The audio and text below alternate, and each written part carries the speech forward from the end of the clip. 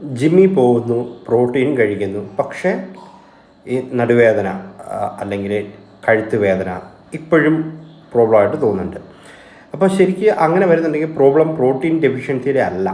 പലരും muscle build ചെയ്യുന്നതിൽ മാത്രമാണ് ഫോക്കസ് ചെയ്യുക, പക്ഷേ അതിൻ്റെ റിക്കവറിയെ കംപ്ലീറ്റ്ലി ഇഗ്നോർ ചെയ്യും. ഇതിൻ്റെ ഒരു സത്യം എന്താണെന്ന് ചോദിച്ചു കഴിഞ്ഞാൽ, നമ്മൾ വർക്കൗട്ട് ചെയ്യുന്ന സമയത്ത് ബോഡി അതിൻ്റെ മസിൽസ് ബ്രേക്ക് ഡൗൺ ആവുന്നു. അത് റിക്കവറി സമയത്താണ് ആ ബോഡി ശരിക്കും റീബിൽഡ് ചെയ്യുന്നത്, അല്ലെങ്കിൽ റീബിൽഡ് ആകുന്നത് ആ സമയത്താണ്.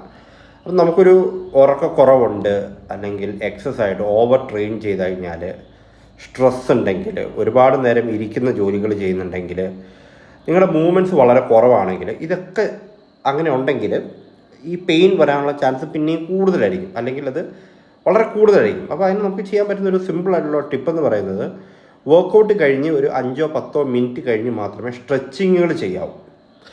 അതുമാത്രമല്ല, ഒരു 7-8 മണിക്കൂർ നന്നായിട്ട് ഉറങ്ങുക.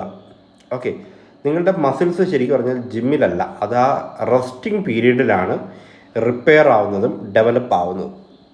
അപ്പം ബോഡിക്ക് ശരിക്കും പറഞ്ഞു കഴിഞ്ഞാൽ എക്സസൈസ് മാത്രം പോരാ, അതിന് പ്രോപ്പറായിട്ടുള്ള റിക്കവറി വേണം, അതിന് നറിഷ്മെൻറ്റ് വേണം, ബാലൻസ്ഡ് ആവണം, കഴിക്കുന്ന ആഹാരങ്ങളെല്ലാം അതിനനുസരിച്ച് വേണം. അപ്പോൾ പ്രോട്ടീൻ മാത്രം നോക്കിയിട്ട് കാര്യമില്ല, അതിൻ്റെ റിക്കവറിയും നമ്മൾ നോക്കുക. റിക്കവറി നോക്കിയില്ല എന്നുണ്ടെങ്കിൽ നിങ്ങളെ കൂടുതൽ തേടി വരുന്നത് പെയിൻ ആയിരിക്കും. അപ്പോൾ അത് ഏത് പെയിൻ ആണെങ്കിലും, കഴുത്താണേലും നടുവേദനയാണേലും അതൊക്കെ ഉണ്ടായിരിക്കും.